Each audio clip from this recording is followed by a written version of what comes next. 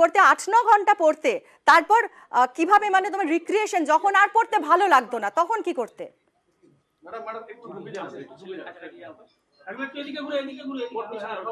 আমি দিনে ৮-৯ ঘন্টা পড়তাম। যখন পড়তে ভালো লাগতো না তখন আমি গল্পের বই পড়তাম বা বিভিন্ন আমার পছন্দের বিষয়গুলো যেগুলো সেগুলো নিয়ে ইউটিউবে এক্সট্রা ভিডিও দেখতাম।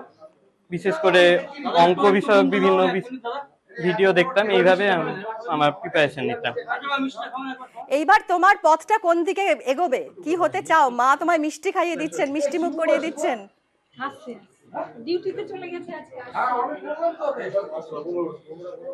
তো ভবিষ্যতে আমার ইঞ্জিনিয়ারিং নিয়ে এগোনোর ইচ্ছা আছে, বিশেষত কম্পিউটার সায়েন্স বা সার্কিটাল ব্রাঞ্চগুলো নিয়ে।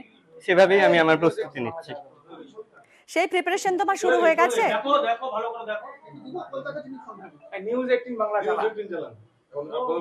হ্যাঁ, আমার এই প্রিপারেশনও চলছে, পাশাপাশি বিভিন্ন সর্বভারতীয় এন্ট্রান্স পরীক্ষাগুলোও আমি দিয়ে যাচ্ছি।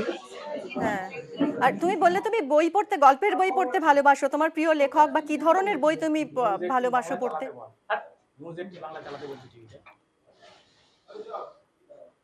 হ্যাঁ, সত্যজিৎ রায়ের কল্পবিজ্ঞান বিষয়ক বিভিন্ন বইগুলো পড়তে ভালো লাগে। এছাড়াও বিভিন্ন বিদেশি সাহিত্যিকদের লেখা বিভিন্ন বইও, যেরকম around the world in 80 days, এই ধরনের বইগুলো পড়তেও আমার বেশ ভালো লাগতো। এছাড়া বিভিন্ন যেরকম শরৎচন্দ্র চট্টোপাধ্যায়ের উপন্যাস, এগুলো আমি পড়তে ভালোবাসতাম। আর খেলাধুলা খেলতে ভালোবাসো?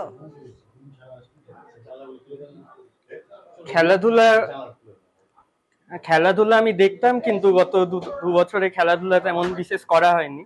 তার আগে আমি ক্রিকেটও শিখতাম। আচ্ছা, তো এখন এই যে আজকে এরকম একটা ফল করলে, মানে এরকম একটা দুর্দান্ত ফল, মাধ্যমিকে থার্ড হয়েছিল, মাধ্যমিকে 4th হয়েছিল, সেখান থেকে এবার 3rd হলে, স্কুলের স্যারেরা তাদের ভূমিকা, তোমার বন্ধুরা তাদের ভূমিকা একটু যদি বলো।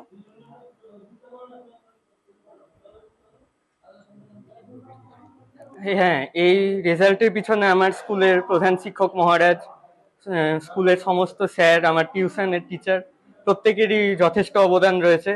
তাদের সাহায্য, তাদের বিভিন্ন পরীক্ষার ফল তারা যেভাবে আমাকে পরীক্ষার পর বুঝিয়ে দিতেন কোথায় কি ভুল করেছি, আমি কিভাবে আরেকটু পড়লে ভালো হয় বা উত্তর কিভাবে লিখলে ভালো হয়, তাছাড়া বিভিন্ন বিষয়েও আমাকে যেভাবে তারা সাহায্য করতেন, আমি অবশ্যই তাদের কাছে কৃতজ্ঞ। আমি আন্তরিকভাবে আমার প্রণাম তাদেরকে জানাতে চাই।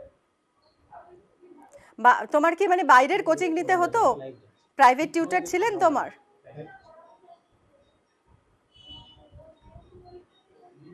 হ্যাঁ, আমি প্রাইভেট টিউশনও নিতাম।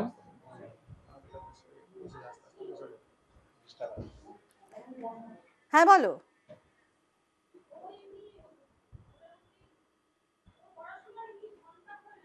তোমার কি প্রাইভেট কোচিং তোমাকে নিতে হতো, নাকি স্কুলের স্যারেরা যা পড়াতেন সেটাই যথেষ্ট ছিল?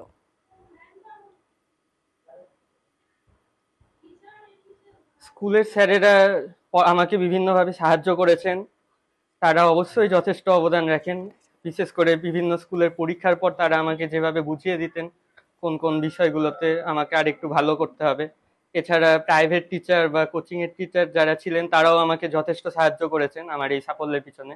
আমি সবাইকেই আমার আন্তরিক কৃতজ্ঞতা এবং প্রণাম জানাতে চাই।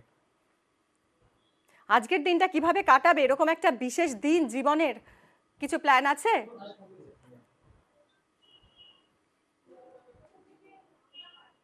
আজকে কিছুক্ষণ পর আমি স্কুলে যাব এবং স্কুলে আমার বন্ধুদের সঙ্গেও দেখা করতে চাই। তারপর অবশ্যই আমি আজকের দিনটা বেশ মনে রাখবো আমার জীবনে, এইরকম বিশেষ দিন একটা। বিশেষ করে আমি আমার বন্ধুদের যারা আমাকে সহযোগিতা করেছে তাদের সবার সঙ্গে কথা বলতে চাই। আচ্ছা অভিষেক, একটু তোমার থেকে আমার জানতে ইচ্ছে করছে কালকের রাতটা ঠিক কিভাবে কেটেছে? মানে টেনশন হয় তোমার মতো এরকম স্কলার যারা, তারাও কি টেনশন করে রেজাল্ট বেরোনোর আগের দিন?